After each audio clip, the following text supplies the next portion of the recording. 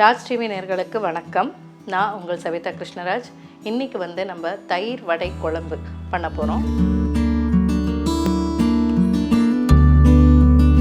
அதுக்கு தேவையான பொருட்கள் தயிர், தேங்காய், இஞ்சி, அரிசி, தோரம்பருப்பு, பச்சை மிளகாய், சீரகம், தனியா, கருவேப்பிலை, எண்ணெய், கடுகு, காய்ந்த மிளகாய், உளுந்து வடை.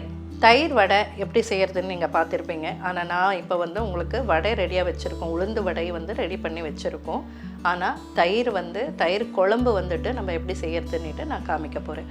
ஸோ அதுக்கு இப்போ நம்ம முதல்ல என்ன பண்ணணும்னா, நம்ம வச்சுருக்கிற பொருள் எல்லாமே நம்ம அரைச்சிக்கணும். அது எப்படின்னுட்டு நான் காமிக்கிறேன். ஸோ இப்போ ஒரு மிக்ஸி ஜார் எடுத்துகிட்டு நம்ம கட் பண்ணி வச்சுருக்கிற தேங்காய், கொஞ்சம் ஒரு கை அளவுக்கு தேங்காய் எடுத்துக்கணும். இது தோரம்பருப்பு, அரிசி, பச்சரிசி ரெண்டுமே ஊற வச்சது. இது ஒரு 10 நிமிஷம் இல்லைன்னா ½ அன் ஹவர் ஊறணும் தண்ணியில். ஊறின உடனே இது நல்லா மெத்தனாயிடும். இந்த அரிசியெல்லாம் நல்லா உடையும். அப்போ இது ஊறிடுச்சின்னு அர்த்தம். இது ஊற வச்சதை இதோட ஆட் பண்ணிக்கிறோம் நம்ம. இப்போ இதுக்கு தனியா ஆட் பண்ணணும். தனியா கொஞ்சமாக ஆட் பண்ணணும்.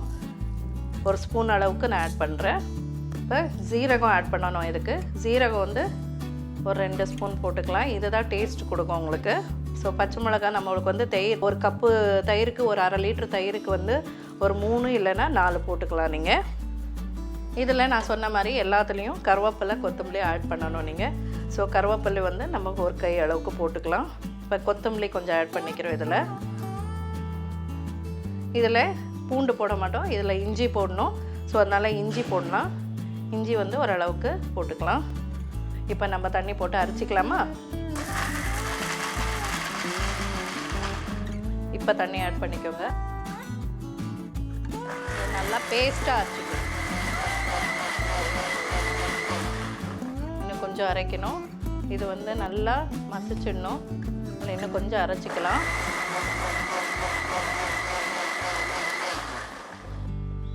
இப்போ பாருங்கள், நல்லா மசிஞ்சிடுச்சு.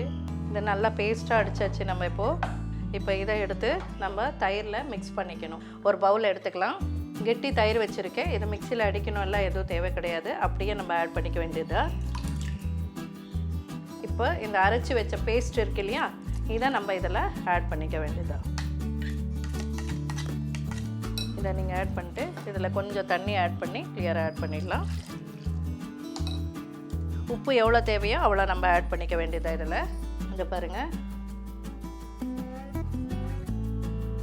ஸோ உப்பு நான் தேவையான அளவுக்கு ஆட் பண்ணிவிட்டு, மஞ்சத்தூள் போட்டுக்கலாம். அது ஆப்ஷனல் தான். ஆனால் நான் மஞ்சத்தூள் இன்றைக்கி போடலை. நீங்கள் கையில் பிசைஞ்சாலும் கையில் பிசைஞ்சிக்கலாம். இப்போ அடுத்தது நம்ம தாளிக்கணும். இதை எப்படி தாளிக்கிறதுன்னு பார்க்கலாம். இப்போ கடாய் வச்சாச்சு. இப்போ கொஞ்சோண்டு 2 ஸ்பூன் அளவுக்கு எண்ணெயை போட்டுட்டு, ஸோ இப்போ எண்ணெய் சூடாயிடுச்சு. ஸோ கடுகு கொஞ்சம் போட்டுட்டு, கொஞ்சம் கருவேப்பிலை போட்டுடலாம். கொஞ்சம் காஞ்ச மிளகாய், பெருங்காயம் கொஞ்சம் போட்டுக்கலாம். இப்போ இதை எடுத்து மிக்ஸ் பண்ணி வச்சுருக்கோம் இல்லையா, அதை எடுத்து இதெல்லாம் நம்ம போடணும்.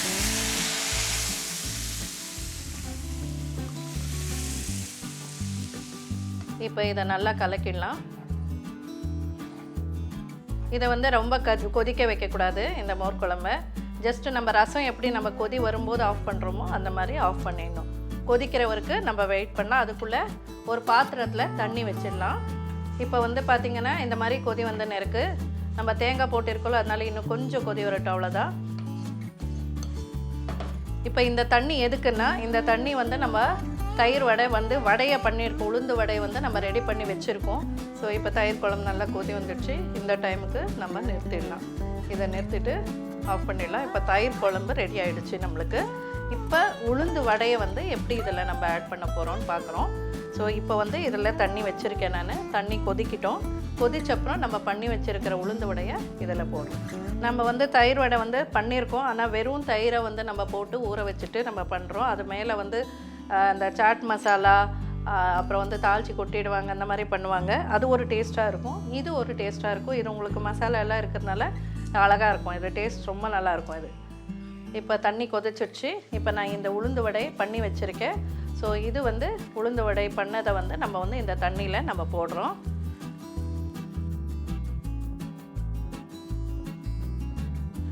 திருப்பி விடுங்க. இதை சிம்மில் வச்சுட்டு இப்போ இது வந்து இவ்வளோ ஊறினது போதும். இதை பாருங்கள், இந்த எண்ணெய் எல்லாம் வந்துடுச்சு கீழே, எண்ணெயே தெரியாது இதில். ஸோ இதை எடுத்து இப்போ நம்ம இந்த தயிர் குழம்புல போடுறோம். நீங்கள் யாராவது கெஸ்ட் வந்தாங்கன்னா கூட நீங்கள் இதை பண்ணலாம். இப்போ திருப்பி அது ஸ்டவ்வில் சிம்மில் தான் இருக்கணும், தண்ணி கொதிச்சுட்டு தான் இருக்கணும். அப்போ தான் இதை போட்டால் டக்குன்னுட்டு நம்மளுக்கு ஊற அந்த தண்ணியும் எடுத்துடும். பார்த்திங்கன்னா இந்த தண்ணியில் எண்ணெய் தெரியுது பாருங்கள். சாப்பாடுக்கு நல்லா பிசைஞ்சு சாப்பிட்டுக்கலாம். இல்லைன்னா நீங்கள் ஈவினிங் ஸ்நாக்ஸாகவும் பண்ணிக்கலாம். யாராவது கெஸ்ட் வந்தாங்கன்னா இது திடீரென்னு பண்ணுறதுக்கு ரொம்ப ஈஸியாக இருக்கும். இதை வந்து தயிர் குழம்போடு இந்த வடையை சாப்பிட்டிங்கன்னா ஊறிட்டு நல்லாயிருக்கும். டேஸ்ட் வந்து ரொம்ப நல்லாயிருக்கும். இதெல்லாம் நல்லா டிப் பண்ணிடலாம். நம்ம இப்படி டிப் பண்ணிவிட்டு நீங்கள் ஒரு 1/2 hour இல்லை 10 minutes வச்சாலும் போதும், நல்லா ஊறிடும். இப்போ ஊறிடுச்சு. இப்போ வந்து நான் பவுலில் மாற்றிடுறேன்.